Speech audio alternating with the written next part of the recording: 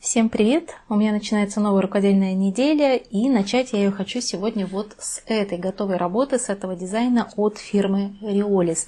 В последнем видео о новинках, новинки за апрель у меня выходили, я вам показывала новый дизайн от фирмы Reolis с травами, да, там, я не помню сейчас, как он называется, но там разные травы, и вышивка выполняется не крестиком, а различными стежками. И я там упоминала, что вышивала я тоже от фирмы Reolis, не то чтобы что-то подобное, но тоже вот в технике такой вот разнообразный. Мне на Бусти Ольга предложила, почему бы не начать одно из следующих видео с этого дизайна, и мне эта идея показалась действительно хорошей. Да, если вдруг вы, кстати, хотите увидеть какую-то конкретную работу из стареньких моих вышитых, может быть, вспомнить как-то про нее, то пишите. Я каждую неделю думаю, что же вам такого показать, чтобы вам было интересно, поэтому, может быть, покажу именно ту работу, которую вы ждете. И что по этому сюжету можно рассказать? Мне было очень интересно попробовать такую работу, потому что здесь были стежки, в том числе для меня новые, ну как новые, на самом деле прям сильно нового, наверное, тут не могу сказать, что что-то было. В основном с этими стежками я была знакома, но здесь получилось отточить, скажем так, мастерство выполнения, ну, мне кажется, получилось в целом довольно-таки хорошо, поэтому, скажем так, пусть будет высоким словом мастерство это названо. И получился очень интересный результат. Я, честно, не знаю, сразу скажу, как эту работу оформить. Можно было бы сделать, может быть, какой-нибудь мешочек подо что-то, но здесь основа такая, она прям довольно жесткая, не драпируется совершенно. Подушка, ну, тоже как-то непонятно. В общем, просто вот для того, чтобы попробовать всякие стежки, я вот этот дизайн взяла. Было у них, по-моему, тогда 3 сюжета. Вот перо, павлин и что-то вот третье, я не помню. Если вы вдруг помните, то напишите, что-то я забыла. Ну, насколько помню, было 3. Давайте покажу вам поближе, потому что здесь это, конечно, гораздо интереснее смотреть поближе. Вот, давайте снизу начнем. Что-то здесь выполнялось, ну, вроде как типа техники бэкстич, да, шов назад иголку. Такие маленькие стежочки небольшие, вот здесь эти цветочки выполнены. Где-то просто вот такие снежиночки вышивались. Вот здесь вот фон зашивается такими мелкими стежочками, типа рис, как-то так, может быть, он, ну, типа вот разбросанный рис, вот похоже действительно. Вот здесь тоже, видите, такие спиральки вышиты разными цветами, и вот из этих спиралек собран прям весь узор вот здесь и вот в этой части. Мне нравится вот такая решеточка, она очень симпатично смотрится. То есть здесь тоже выполняются сначала стежки диагональные, а потом на пересечениях вышиваются вот такие вот крестики. Фон, как вы здесь понимаете, напечатан. Здесь вот это черное, это напечатанное. И мы просто заполняем эти контуры всякими разными стежками.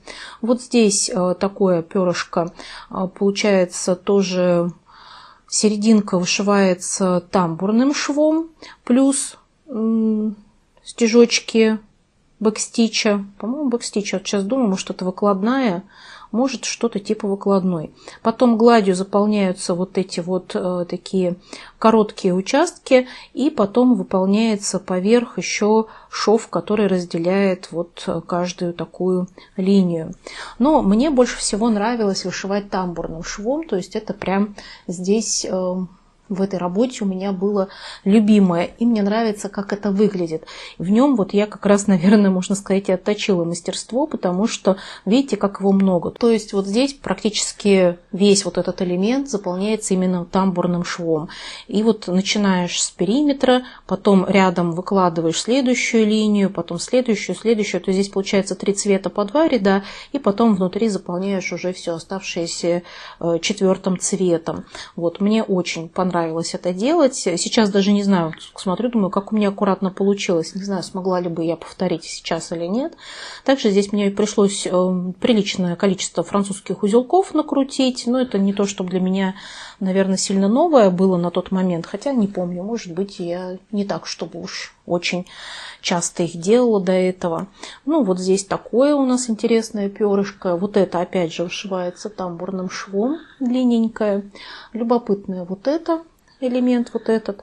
Вот здесь цветочки вокруг, то есть здесь очень много лейзиков, да, то есть вот эти вот лейзи дейзи, из них состоят все цветочки, те, которые маленькие, вот здесь по периметру расположены, да, вот эти красные и бледно-желтые, и в середине вот эти тоже вот такие то ли подсолнушки маленькие, то ли еще какие цветочки, выполнены тоже с помощью лейзи дейзи, а внутри у них по 3 французских узелка вот здесь вот расположены.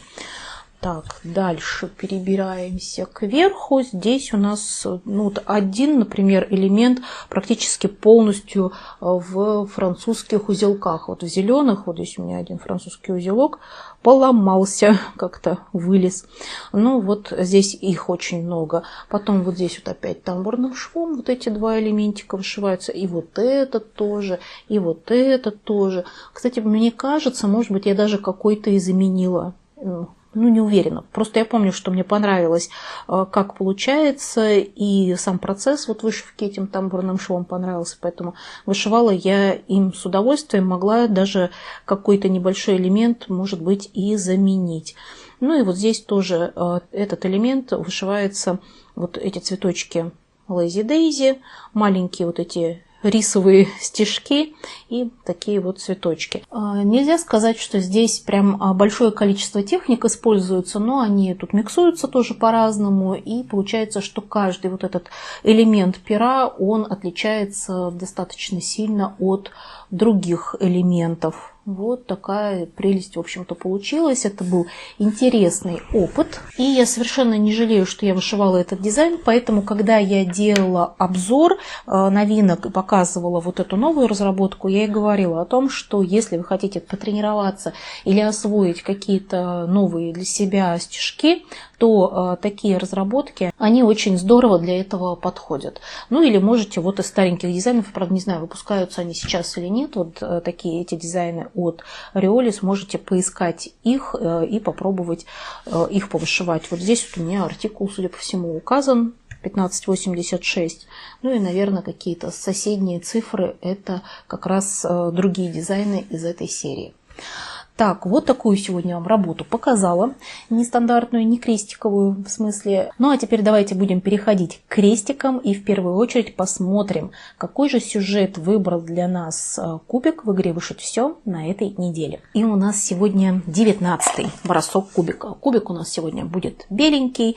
Мы от него, конечно же, ждем какого-нибудь разнообразия, и я полагаю, что все уже соскучились по 2 цифрам: единица и тройка. Их не было просто очень и очень давно. Давайте все вместе дружно загадаем что-нибудь из них и поехали. Итак, на следующей неделе мы вышиваем процесс под цифрой 1. Ура! У нас получилось! Это очень приятно. Цифра 1. У меня по цифре 1 Баба-Яга от Панны. Она у меня уже действительно заскучала. Какой-то период она у меня вышивалась довольно активно, а тут вот прям она у меня уже в каком-то затяжном отпуске оказалась. Ну, думаю, как и у многих из вас, работа по цифре 1 может быть тоже. Ну что ж, участники игры, я думаю, все счастливы, потому что наконец-то выпала единица, которая была только в самом начале один раз. У меня по цифре 1 Баба-Яга от Панны, и я тоже с радостью ее повышиваю, потому что в мае я за нее еще не бралась. В апреле, не помню, ну, в апреле сколько-то, мне кажется, она продвигалась, но тоже не так, чтобы уж сильно много. Сейчас у меня Баба-Яга находится, так напомню вам, как она выглядит, вот такая вот бабуся, и на данный момент у меня готово уже 60%.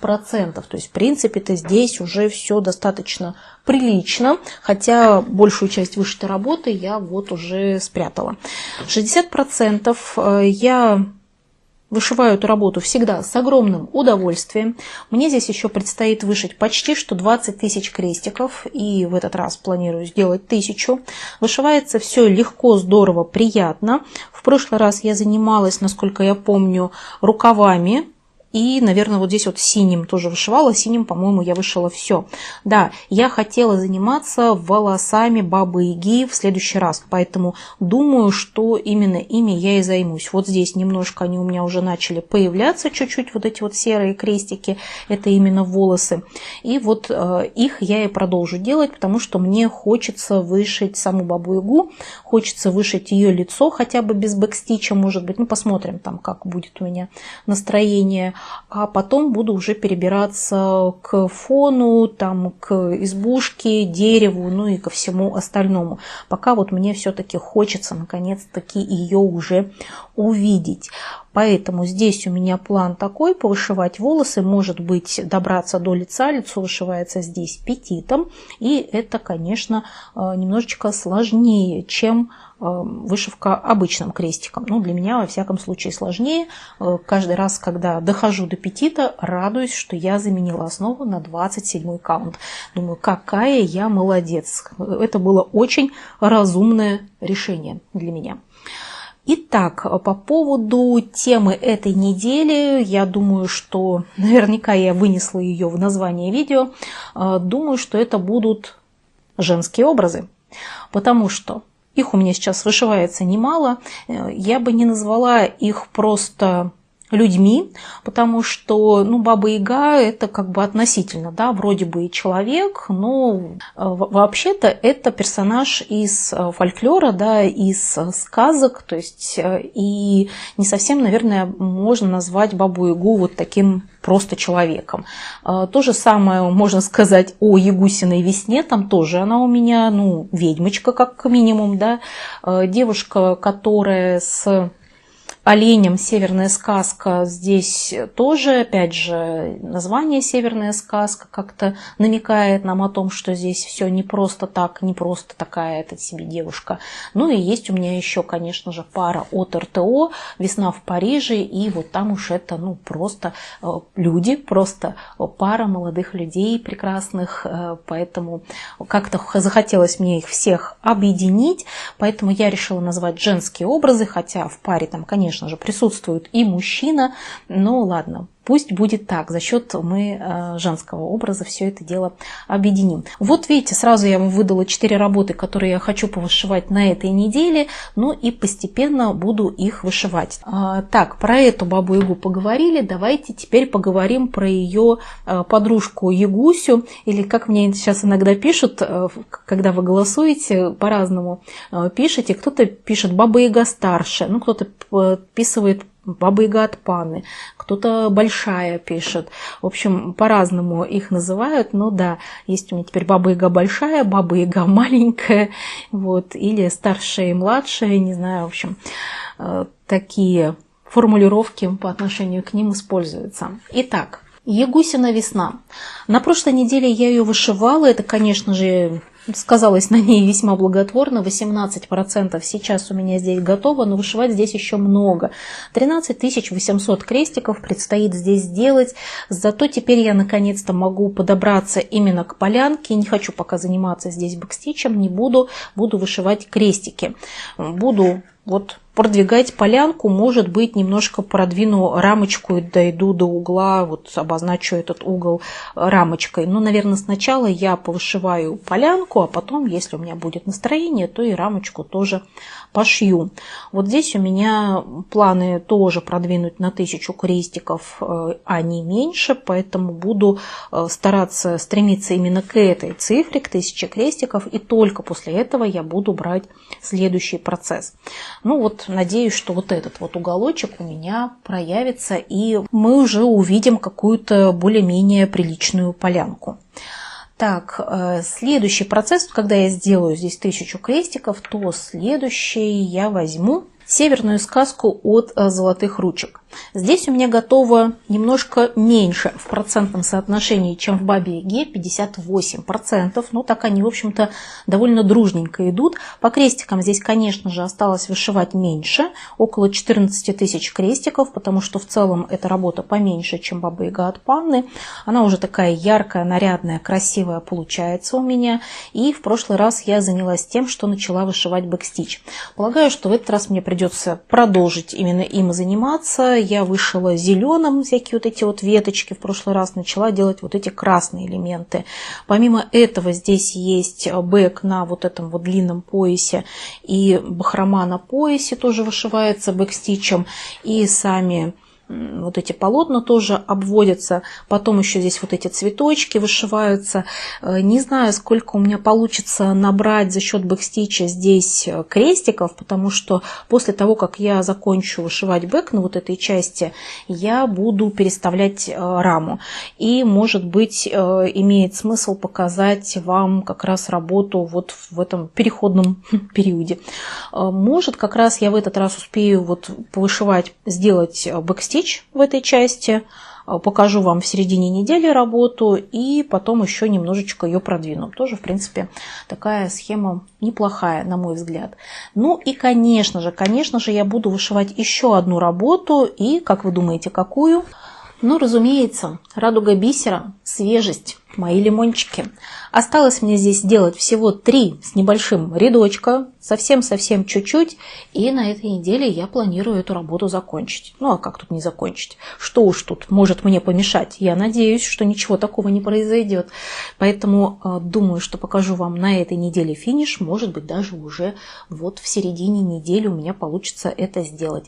Здесь вот совсем такой махонький уголочек у меня пока не дошивается, но дошью его после того, как вышью основную часть оставшегося бисера.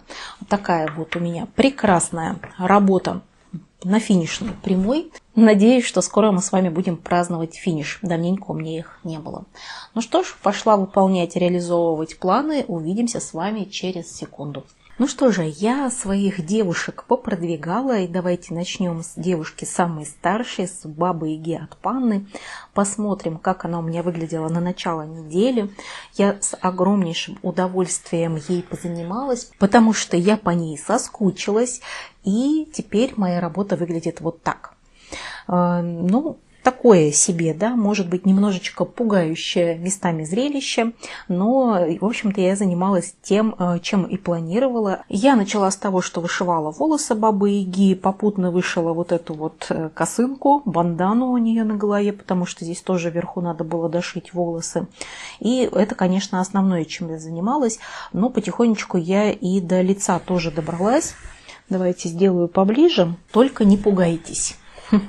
Выглядит она пока не слишком приглядно. Ну, и в целом многие говорят, что это Баба-Яга злая, и лицо у нее многим не нравится. Ну, не знаю, мне кажется, нормальное лицо для Бабы-Яги, в общем-то. Так, здесь я начала вышивать петитом. Вот с этой стороны самые такие темные крестики. Также уже появились брови. Брови я вышивала серым цветом, поэтому попутно вместе с волосами, ну как попутно, они, конечно, вшиваются в одну нитку, но вот я решила, что тоже хочу сразу их сделать. И вот лицо, не ожидала я, что здесь будет такой очень темный цвет. Это бленд, где нижний полукрестик вышивается более темным, верхний более светлым оттенком. Но все равно получается довольно-таки такой темный цвет по итогу. Думаю, что...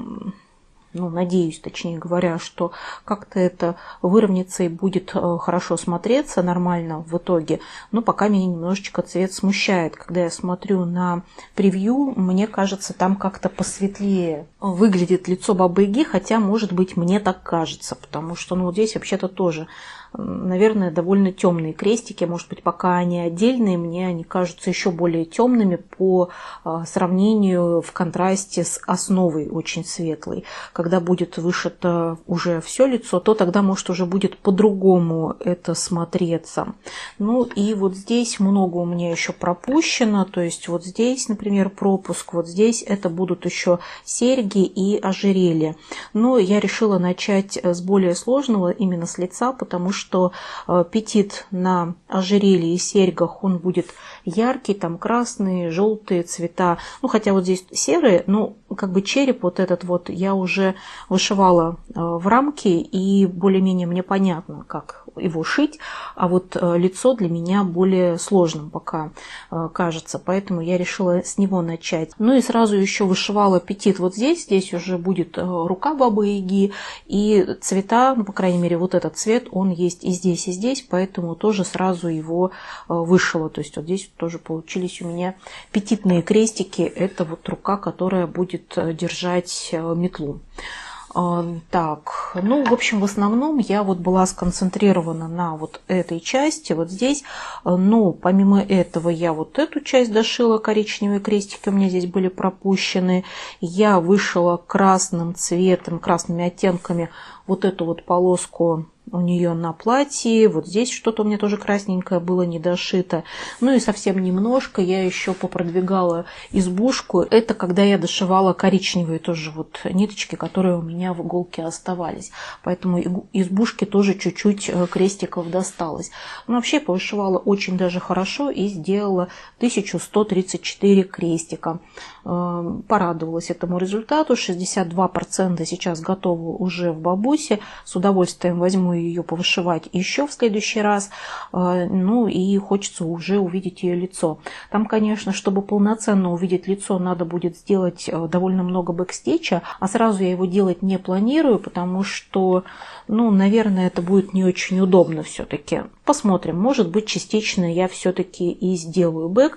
Он здесь тоже выполняется исключительно черным цветом, как и на всей остальной работе. То есть больше здесь никакого другого цвета в бэке не используется, ну, кроме вот этого вот текста. А так везде именно черный. Поэтому, может быть, можно будет и сделать бэкстич на лице, чтобы уже сразу проявить его более отчетливо. Но думаю, что после того, как я закончу вышивать именно вот эту часть, лицо, руку, дальше вообще все просто полетит, потому что остальное очень легко.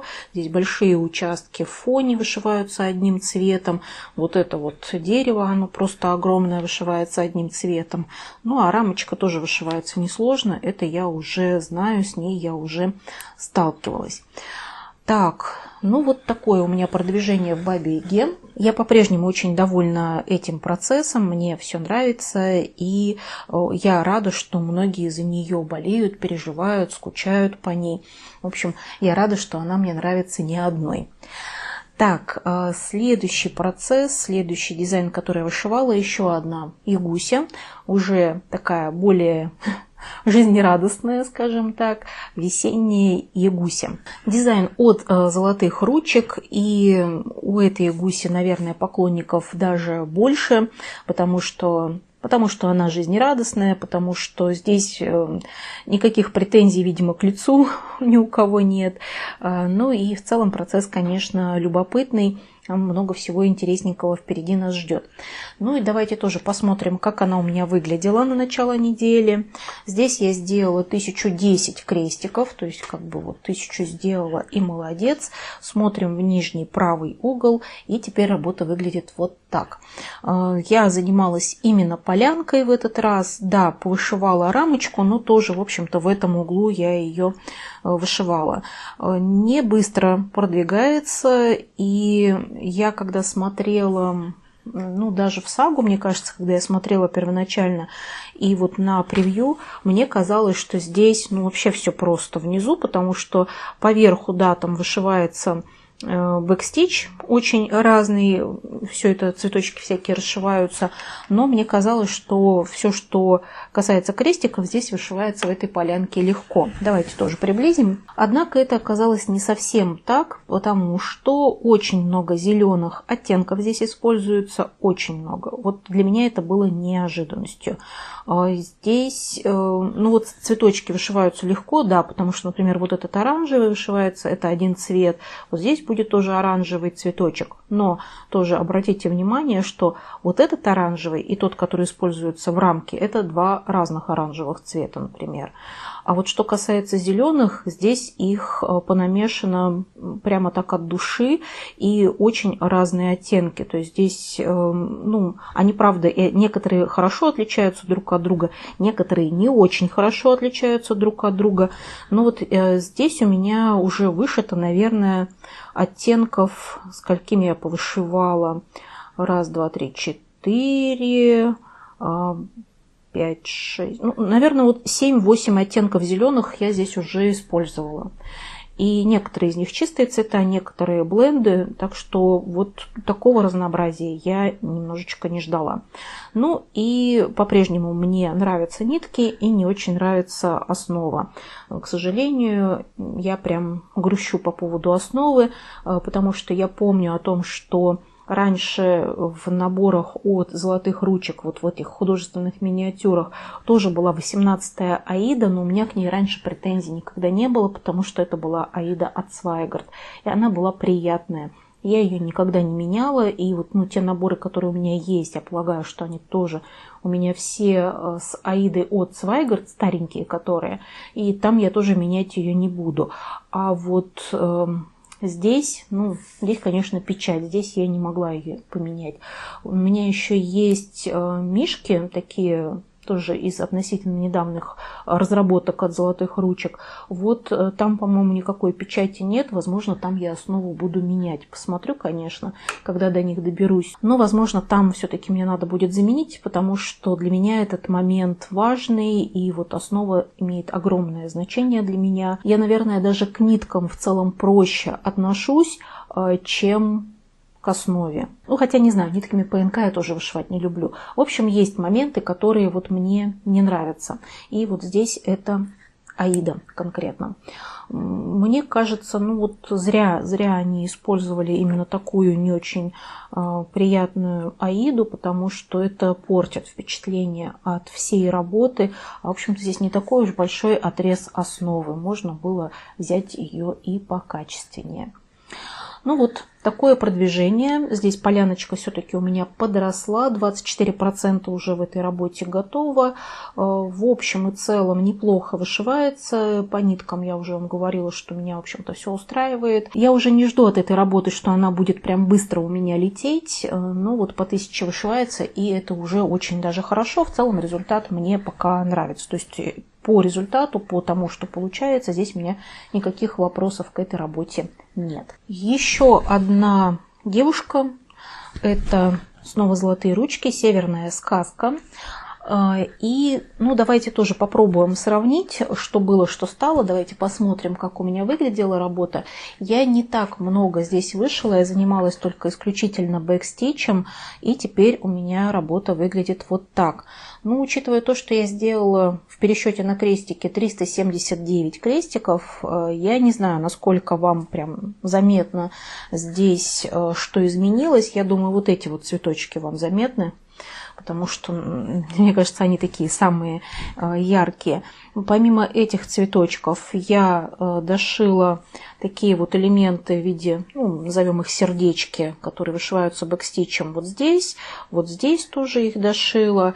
И начала вышивать бэк черным цветом, вот здесь по краю платья, вот здесь линия, вот эта вот сумочка тоже обведена черным цветом, и вот здесь тоже парочка таких линий провела. А дальше я немного в растерянности, я внимательно поизучала электронную схему и еще хочу теперь поизучать схему бумажную, потому что я с удивлением обнаружила, что здесь не так много бисера, как мне казалось. Мне почему-то представлялось, что бисера здесь используется довольно-таки много, оказалось, что здесь много французских узелков. Это первый момент, который меня удивил, и, конечно, я их сделаю. Вот здесь вот в сумочке у меня пропущены кое-какие, не то что пропущены крестики, здесь будут французские узелки в этих местах. Оказывается, я думала, что бисер. Где-то вот здесь, по-моему, тоже будет, тоже узоры выполнены французскими узелками. Бисер есть, но не так уж, не в таком большом количестве. Думаю, что тоже буду пришивать его сразу. В растерянности я еще по какой причине посмотрела, что два цвета бэкстича вышивается по вот этой части, которая вышита гамма-клаудом.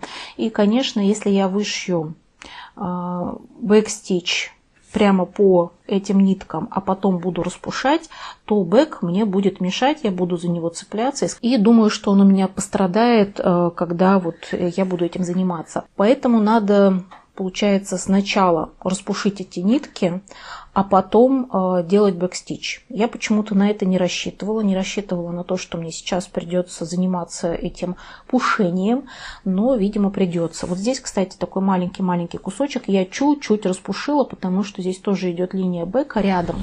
У нас сегодня день крупных крестиков будет.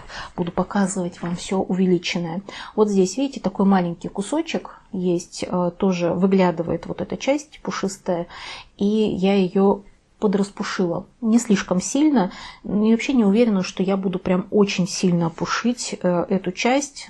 Попробую, посмотрю, как будет получаться. Не знаю. Трудно мне как-то сказать. Здесь вот тоже на превью не очень видно. Может быть, посмотреть еще на фотографии, которые есть на сайте Золотых ручек, просматривать более внимательно, как они там это предлагают делать. Потому что если слишком сильно распушить, тогда будет непонятно, где делать бэкстич. Ну, то есть крестики все сгладятся, и мне будет крайне сложно ориентироваться. Можно, конечно, делать чисто интуитивно, потому что здесь такие, в общем-то, это штрихи, если так можно сказать. Вот здесь, не знаю, насколько вам видно, и вообще я не совсем понимаю, где это именно бэкстич. Но, в общем, сложно, все сложно. Вот. Поэтому здесь, наверное, распушу слегка, сделаю бэкстич, и потом, может быть, подраспушу еще сильнее. Может быть, вот так можно будет сделать. Еще, оказывается, вот здесь будут вышиты такие, кисти вот на этом поясе. И тоже там, где кисти крепятся, там французские узелки. Сами бэкстич на кистях вышивается в одну нитку, а французские узелки делаются в 2 нити здесь. В общем, здесь еще работы на этом участке предстоит довольно-таки много. Я не знаю, сколько это получится в крестиках. Я бы очень хотела закончить это как можно скорее. Такое, знаете, вроде бы и украшательство, но почему-то не могу сказать, что я прям кайфую от этого. Здесь как-то мне это дается сложновато пока все это украшательство. А что еще по поводу бисера и французских узелков меня удивило? Мне почему-то казалось, что здесь, в этой корзинке, или что это, чашка какая-то у нее в руках, что вот эти ягодки, там вышиты бисер и французские узелки вперемешку, таким образом сделано. А оказывается, по крайней мере по электронной схеме, что здесь только французские узелки 2 цветов. Вот с помощью них это все вышивается. Я проверю, конечно, еще в бумажной схеме, но думаю, что электронная схема все-таки от производителя, поэтому, вероятно, там все точно должно быть. Вот этот момент меня тоже удивил. Я сказала вам, что думала, что здесь бисера будет больше. Оказывается, его и не так уж много. Такие у меня впечатления от этой работы. Пока не слишком я продвинулась, но хоть что-то сделала, учитывая то, что это не самый простой бэкстич здесь. Он, в общем-то, вроде бы и счетный, и не сказать, что сильно сложный, но и каким-то прям легким я бы его тоже не назвала. Поэтому рада, что продвинула хотя бы настолько. Что еще хочу вам показать? А еще я хочу вам показать завершенную работу. Давненько у меня не было финишей, и наконец-то он случился. Наконец-то я добралась до этого финиша. У меня готовы лимончики прекрасные-распрекрасные. Вот такие они очень замечательные получились. Очень мне нравится. Красиво выглядит. Смотрите, какая красотища. Давайте тоже вам покажу поближе. Вот таким образом. Надеюсь, что как-то видно, насколько там бисер красиво смотрится. Очень все здорово. Очень-очень цветочки тоже приятные, домики классные. И мне очень понравилось вышивать эту часть неожиданно, то есть этот берег, который возле домиков, потому что там очень красиво и интересно переплетаются разные оттенки бисера. Прям как-то это меня даже удивило, потому что морюшко и небо мне было вышивать немножко даже скучновато, как-то, не знаю, вот не слишком радовала. А вот эта часть прям меня заворожила. Ну и посмотрите, как отличается готовая работа от обложки. Я думаю, что вам заметно, что готовая работа, конечно же, выглядит ярче. Ну, что неудивительно, потому что бисер крайне сложно фотографировать. Он очень не любит всякие вспомогательные инструменты в виде фотоаппарата, камеры. Конечно, лучше всего на него смотреть вживую. Ну и не только смотреть вживую, но и трогать его можно вживую, потому что, безусловно, вот эта вот поверхность бисерная, она очень такая прикольная, тактильна. Ну, я рада, что я закончила этот квадратик. Мне, в общем-то, понравилось вышивать.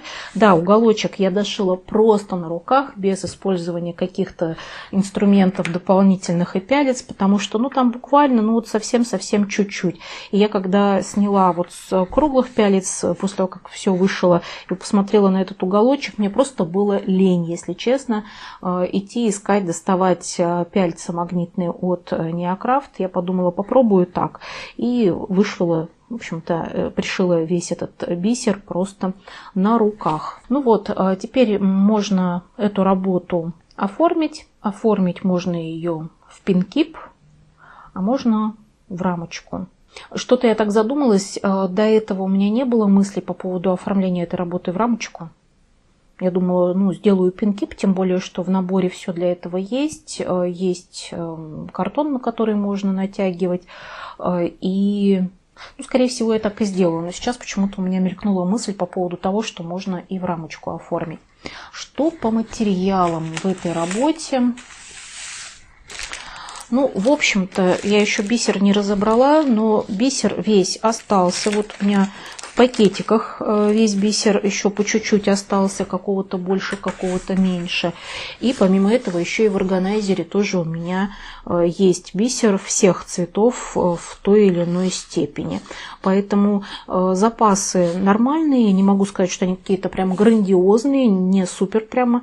Большое количество в основном тут осталось, но вполне можно не переживать, и если попадается какой-то брак в бисере, то можно смело их, ну, как минимум откладывать. Да, я, в общем-то, некоторые сразу бракованные бисеринки и выбрасывала. Чего мне не хватило, так это ниток. Я, к сожалению, выкинула бобиночку, на которой были намотаны нитки.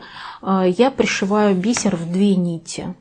Всегда, вот во всех этих наборах я пришиваю бисер в 2 нити, и мне обычно хватало.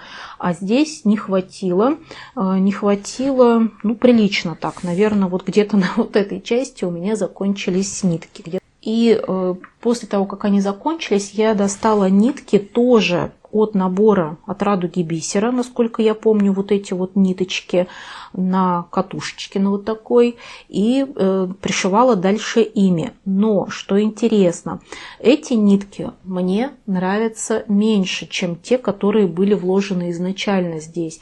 Вот те, которые были вложены изначально, они меньше путались, они как-то вот легче с ними было работать, чем вот эти. Эти прям норовят запутаться, завязаться в узелочек, вот как-то, причем когда я ими вышивала до этого, вот круги, по-моему, ими я вышивала, то как-то я не обращала на это внимания, вроде все было хорошо, но вот здесь нитки какие-то немножечко другие были, и мне они понравились больше. Жаль, что они закончились, но с другой стороны, если бы не закончились, я бы не смогла сравнить. Вот такой у меня есть финиш. Я очень довольна, что я довела эту работу до конца. И, в общем-то, вот так она у меня приятно, ненапряжно вышивалась. Наверное, довольно долго. Но, с другой стороны, вообще, как бы, между прочим, такое чувство, что я специально-то ей время и не уделяла. Так что вот, минус 1 работа из моих процессов. И теперь давайте поговорим о том, что я буду вышивать дальше. Дальше я буду брать работы, за которые вы проголосовали. В первую очередь я беру работу, за которую проголосовали на Бусти. А на Бусти победил у нас Снеговик. Снеговик от Ольги Ланкевич. Схватка опять была тяжелой, сложной. Голоса были за все буквально работы. Мнения очень сильно разделились. но все же за снеговика проголосовало чуть-чуть больше. Поэтому я буду заниматься им, и, если вы помните, осталось мне здесь вышить только бэкстич, правда, его очень-очень много. В идеале, в моих мечтах, я, конечно, вижу, как я заканчиваю этого снеговика на этой неделе. Но как получится по факту, сказать пока затрудняюсь. Конечно же, хотелось бы, очень хотелось бы, но если вышью половину из всего этого бэкстича, ну, вообще-то обычно по вашим заданиям я стремлюсь сделать 1000 крестиков, а здесь в пересчете на крестики мне нужно вышивать, ну, почти 1800, поэтому половину-то я точно сделаю. Ну, может быть, что-то случится какое-то чудо, и я закончу бэк. Очень будет сильно зависеть от того, как легко или сложно он будет вышиваться. Трудно мне сказать это заранее, потому что когда я рассматривала этот бэк, мне показалось, что какие-то моменты есть очень легкие, а какие-то похоже, что нет. Поэтому посмотрим. Трудно здесь загадывать. Не будем. Вы узнаете уже очень скоро, как и что тут у меня получилось. А теперь о голосовании на YouTube. Прочитала все ваши комментарии. Огромное спасибо вам за то, что вы их пишете. Очень много приятных слов. И я рада, что вам нравятся мои процессы, что вы радуетесь моим продвижениям. Это очень-очень приятно. За что голосовали больше всего? Мне показалось, что снова голосовали больше всего за бабусик и гусик, за обеих. И они вот прям в приоритете. То есть за них голосов было больше всего. Может быть, я так воспринимаю, потому что все-таки, ну, как бы и там Баба Яга, и здесь Баба Яга, поэтому, может быть, мне в общем кажется, что вот за Бабу Ягу, за обеих голосовали много. Может быть, так. Единственный, наверное, процесс, который может составить им конкуренцию по голосам, это венок от Dimensions. За него тоже было много голосов. За все остальные работы голоса были, но их было значительно меньше. Ну и в целом в этот раз немножко комментариев поменьше. Тем больше шансов у тех, кто комментарий написал. Так что давайте будем выбирать и узнавать, что же за процесс мне выпадет. Итак, мы вставляем ссылочку. Загружается видео. Так, а где картинка? Картинка сегодня загружаться не хочет почему-то. Ну что ж, значит, сегодня без картинки. Ну что, выбираем? Поехали. Итак, на этой неделе я буду вышивать вот так. Инесса 900. Спасибо за видео. Голосую за жабоньку. Что ж, Инесса, спасибо большое. За жабоньку голосов было не так уж много, но я за нее очень даже рада. Достаю жабоньку. Спасибо, Инесса, вам за комментарий и за ваш выбор. Надо же, как интересно получилось. Я думала о том, чтобы повышивать, может быть, на следующей неделе процессы, которые у меня близки к финишу. Ну, собственно, снеговика и жабоньку, конечно же, в первую очередь, учитывая то, что лимончики я как раз закончила. Ну вот, а получилось, что я буду вышивать и заниматься этими процессами на этой неделе. Это замечательно, конечно же, но теперь я уже не уверена, что у меня получится закончить снеговика, потому что как распределять внимание между жабонькой и снеговиком я затрудняюсь. Здесь тоже вышивать в крестиках примерно столько же, сколько и в снеговике осталось. И, конечно, закончить оба процесса я точно не смогу, у меня не хватит времени, потому что я еще хочу кое-что повышивать. Но жабонька, в общем, выглядит вот таким образом. Здесь готово уже чуть больше 50%. И, как я уже сказала, здесь тоже примерно 1800 крестиков мне предстоит вышивать. 1000 я планирую сделать в этот раз. Рада я за жабоньку, но давайте расскажу, чем еще буду заниматься. Я в начале недели говорила, что хочу повышивать всех девушек.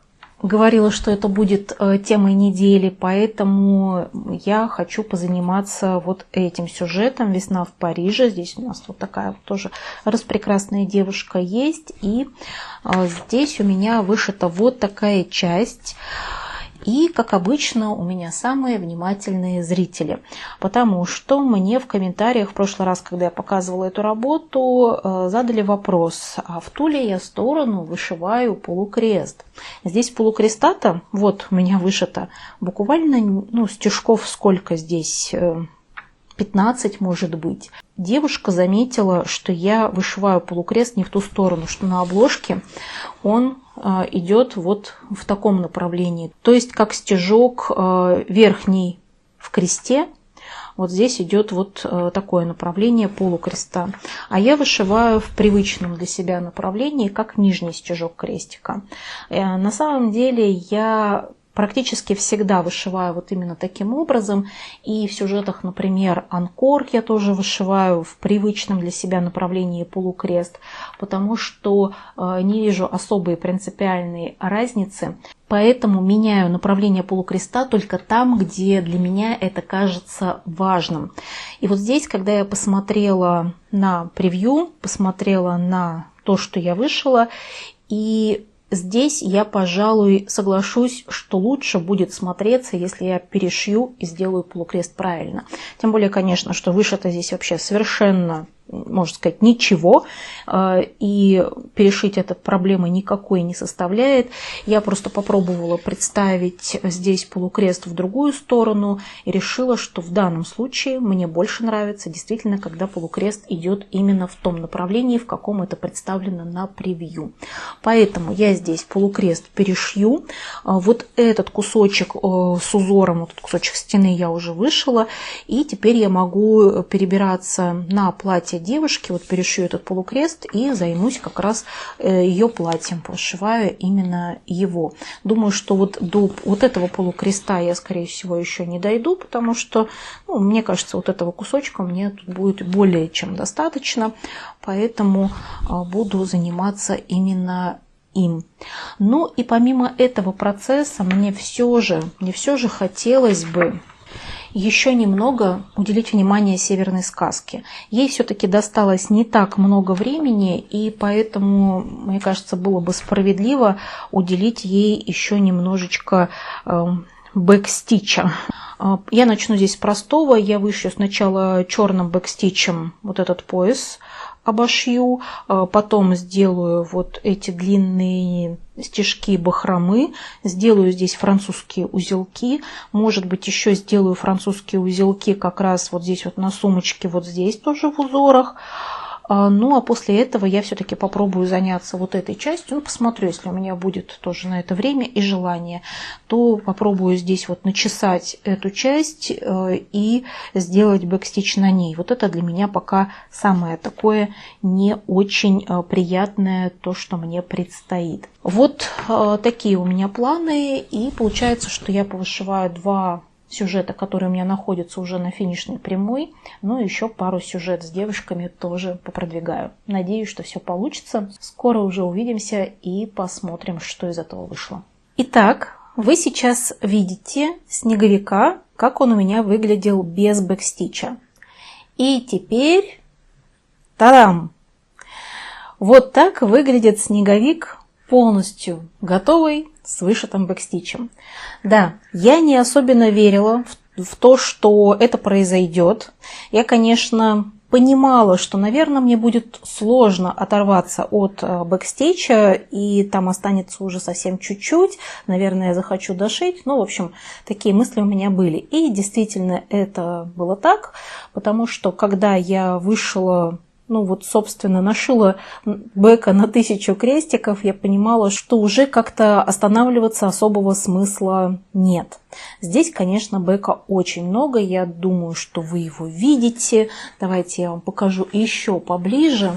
Ну, посмотрите, какой он распрекрасный красавец, такой замечательный. Здесь, конечно, очень классные вот эти вот веточки, елки, да, вот эти. Просто шикарные. И здесь очень много белого бэка. Вот больше всего здесь именно белого бэкстича. Он меня, ну, если честно, утомил прям очень сильно. Весьма так я над ним старательно посидела, потрудилась. Вообще 2 вечера у меня таких полноценных ушло на вышивку этого бэкстича. Вот такие тут цветочки внизу. Есть здесь и французские узелки тоже. Вот в цветочках их видно. Вот здесь такие желтенькие французские узелки в цветах. И в ягодках беленькие французики тоже видно, их довольно много. Больше всего мне не понравилось вышивать бэк на вот этом шарфе, потому что он здесь вышивается белым, вышивается он здесь и в одну, и в две нити, и к тому же он такой вот немножечко неопределенный, то есть где-то шьется, где-то не шьется, какие тут места есть такие, вроде бы здесь, может быть, тоже должен был бы быть, но нету. Ну, в общем, здесь нет определенной логики, постоянно приходилось активно обращаться к схеме и внимательно вышивать. Не скажу, что в других местах не нужно было обращаться к схеме, но там как-то более логично. То есть, например, если мы берем какие-то вот эти вот линии, да, которые вышиваются по ленте на шляпе, или даже вот эти снежинки, здесь какую-то логику понимаешь и вроде бы шьешь, хотя снежинки мне тоже не понравилось вышивать. Но вот на листьях здесь как-то по контуру идут прожилочки, вот эти беленькие идут, с ними все более-менее понятно. Мне понравилось вышивать бэкстич на этой работе всеми остальными цветами, кроме белого. И здесь несколько еще используется. Есть черный бэкстич, он идет вот по некоторым контурам. Здесь, например, снизу по шарфу идет, по шляпе идет черный бэкстич. Вот так, немножко вот здесь вот по вот этому листу идет. И, по-моему, все. По ягодкам, да, по ягодкам его тоже довольно много. Ягодки снизу вышиваются именно черным, обшиваются бэкстичем, а сверху беленьким. За счет этого они такие более объемные получаются. Есть здесь серый бэкстич, им обшиваются вот эти все цветочки. Есть коричневый бэк в две нити, им вышиваются вот эти вот ветки. Здесь тоже, вот здесь есть. И два цвета зеленым в две нити, это вот этот вот бэк на елочках, на самих вот этих веточках. А вот эти все виды бэка у меня вышивались прекрасно, мне все очень понравилось. А вот белый, его здесь много, в одну и в две нити, уже повторяюсь, но, в общем, он меня действительно утомил. Но оно того стоило, потому что получилось все просто прекрасно. Мне очень лично нравится. То есть я как раз получила именно тот результат, который и ожидала. И, на мой взгляд, это просто потрясающий, очаровательный и самый милый снеговик. Очень он хорошенький, очень мне нравится. Здесь, хоть я сейчас ворчала на белый бэкстич, но мне кажется, здесь вот он именно создает и какую-то нарядность, и придает вот эту, зимнее ощущение зимы тоже в том числе. То есть здесь действительно я не могу сказать, что можно было обойтись и без него. Без него было бы совсем не так. Поэтому мне кажется, все как раз так, как нужно. Я справилась с этим бэкстичем. Да, много на него времени ушло, но зато получилось то, что получилось, и мне этот итог очень сильно нравится. Немножко расскажу про технические характеристики. Я вышивала на 28-м каунте. У меня это Моника, цвет 27016. Он такой немножечко кремовый, чуть-чуть с какой-то розовинкой. Вот так я бы здесь описала этот цвет. По размеру работа получилась, вот, если прям по крестикам замерять, то где-то 17,5 на 17,5 сантиметров. То есть он совсем небольшой, такой весьма скромненький на самом деле снеговичок. И, в общем-то, по крестикам он тоже не сказать, что сильно объемный. 8635 крестиков в этом сюжете, из которых именно крестиков 5800. То есть есть еще четвертинки здесь, около 1000, то есть немало, в общем-то, здесь четвертинок. Полукрест есть и, как вы знаете, много-много бэкстича. Французские узелки тоже, как я уже сказала, есть. Но, в общем-то, схема от Ольги Ланкевич у меня уже не первая, и вышивается все прекрасно. Когда я вышивала крестики, вообще никаких трудностей не было. Я думаю, что вы тоже от меня не слышали каких-то сложностей или проблем, чтобы что-то было с крестиками связанное. Ну и даже в отношении бэкстича здесь только претензия может быть одна, что много белого бэка. Но, как я уже сказала, здесь, на мой взгляд, это вполне уместно, логично и необходимо. Поэтому тоже странно предъявлять претензии по этому поводу. Очаровательный, просто прелестный он получился. Размер у меня вот этой основы 30 на 35 сантиметров, и по краям у меня есть запасы. То есть я взяла вот этот кусочек основы, который у меня был целиком. Да, сверху, снизу у меня получились запасы побольше, с боков немножечко поменьше. Я думаю по поводу оформления, но полагаю, что это какое-то такое милое, уютное что-то для новогодней атмосферы, и, скорее всего, это какая-то миленькая подушечка. Будет маленькая, декоративная, ну, собственно, вот в размер этой основы не больше. То есть, если здесь по ширине 30 сантиметров, ну, немножечко здесь оставлю запасы, ну, где-то 25 на 25, может быть, подушечка такая у меня получится. Надо бы к Новому году ее сделать, потому что хочется мне его видеть у себя перед глазами, видеть в интерьере хотя бы где-то зимой. Можно, конечно, и в рамочку оформить, но мне кажется, он очень классно будет именно на подушечке смотреться, потому что, ну, подушечка — это что-то более уютное, и он тоже такой милый и уютный. Еще варианты есть пинкип, но вот как-то нет, вот почему-то здесь хочется именно подушечку. Поэтому такой у меня здесь вариант, и такой у меня финиш. Второй финиш за неделю. Кто молодец? Я молодец. Вот, я, конечно же, очень рада. И думала я, что, может быть, будет еще один финиш. Да, у меня ведь все-таки еще одна работа на финишной прямой. Давайте посмотрим на жабоньку и то, как она у меня выглядела. Жабоньку я тоже, конечно же, повышивала и очень даже славно продвинула. Теперь она у меня выглядит вот так. До финиша не добралась. Здесь у меня была дилемма, конечно, либо дошивать жабоньку, либо попробовать продвинуть еще какую-то работу. Но я немножечко утомилась от бэкстича на снеговике. И, конечно, не то чтобы я горела большим желанием вышивать бэкстич еще где-либо. К тому же на жабоньке здесь все-таки не такая легкая работа в плане крестиков. Здесь довольно-таки сильный разброс крестиков идет, хотя в целом все вышивается приятно. Мне, например, нравится. Я даже в какой-то момент подумала, что, наверное, я понимаю девчонок, которые вышивают многоцветки, вот у них много одиночек, но они как-то спокойно к этому относятся. И это не заявка на то, что я буду вышивать многоцветку, не буду, но вот такая мысль меня промелькнула. Здесь я почти дошила крестики, то есть крестиков мне осталось совсем немножко уже вышивать. Ну, я думаю, что вы видите эти пропуски. Вот так вам приближу жабусю. И вот здесь видны вот здесь вот пропуски и в глазах. В общем-то, по-моему, все. Осталось мне совсем немножко вот вышить крестиков. Еще немножко будет полукреста, ну где-то, видимо, вот здесь внизу в фоне. И бэкстич. Бэкстич здесь вышивается вроде бы только двумя цветами, и, насколько я посмотрела, он весь счетный. То есть здесь бэк сложным быть вроде бы не должен. Поэтому я думаю, что я справлюсь с ним довольно быстро и хорошо, так что финиш тоже не за горами. Но посмотрите, какая она уже хорошенькая, даже без бэкстича. Ну такая милота, такая просто очаровательная. Какие эти глазоньки такие смотрят жалобно. В общем, хочется ее уже просто обнять, дошить и тоже куда-нибудь ее перед глазами поставить, положить, потому что она, ну, просто чрезвычайно мила. Да, наверное, вот если бы я чуть больше ей уделила внимания, я смогла бы ее дошить, но я решила пошить другую работу. И это была «Весна в Париже». Давайте тоже посмотрим, как она у меня выглядела. Здесь я 1000 крестиков не набрала, вышила 703 крестика, и теперь работа выглядит вот так.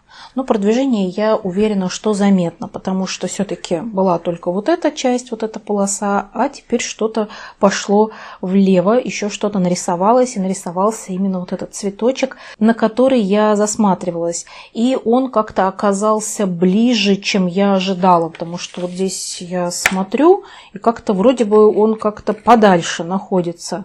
А вот здесь у меня ощущение, что он как-то близко.